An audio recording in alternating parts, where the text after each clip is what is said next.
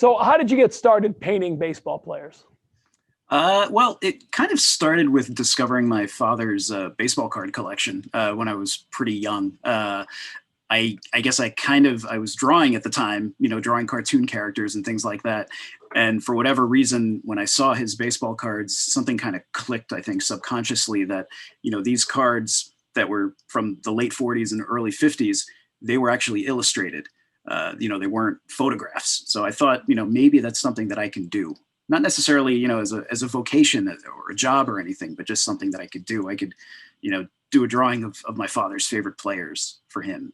That evolves into the exhibit here for the Negro Leagues Museum. How did you come upon the museum? Why was that something you wanted to pursue? And tell us about the exhibit.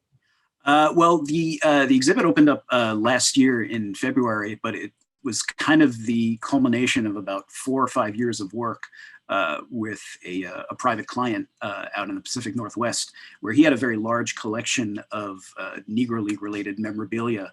And he kind of wanted to put together a show of that memorabilia and artwork to celebrate the centennial of the formation of the Negro National League. And he kind of approached me, 5 years ago or so, and had like a list of players that he wanted me to paint, just some of his favorite players.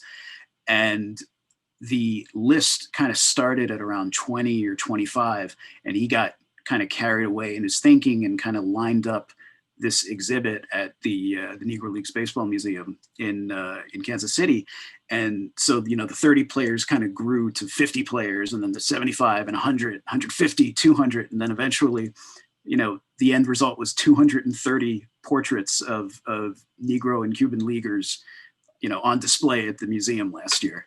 Do you have a favorite? Kid, is that even a fair question? When you look at 230 creations, but is there a painting or a story or something that stands out in the process?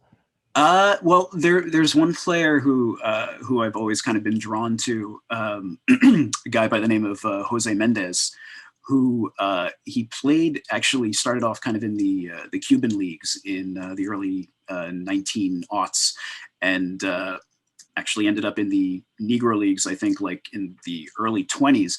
But he was basically the Pedro Martinez of his day. He had a very wicked fastball and a swooping curve, and his nickname was El Diamante Negro, and he was the Black Diamond, and El Matty Negro because he was the Black Christy Mathewson, they said. And there's just something about him. People talking about how dark his skin was, and visually, he's just a beautiful man, a beautiful player. And I think I'm always kind of drawn to him, but it is kind of hard to pick a favorite. So ask me again tomorrow and we'll see what I say. And we're trying to highlight throughout the season what an amazing place the museum is. If you were going to tell people watching here in Boston why they should get out to Kansas City if they ever get the opportunity, what makes the museum so special?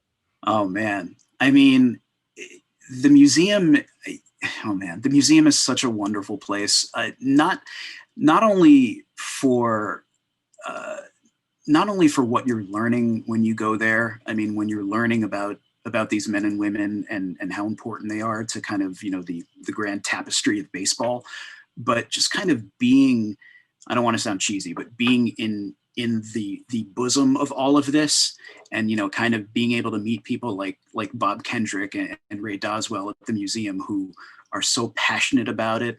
And it's an experience. I can't really compare it to other museum experiences. I mean, you go to the Hall of Fame in Cooperstown and you see all this memorabilia and you get the grand story of baseball, but it's just different at the Negro Leagues Baseball Museum. It's warmer. It feels more personal, if that makes sense.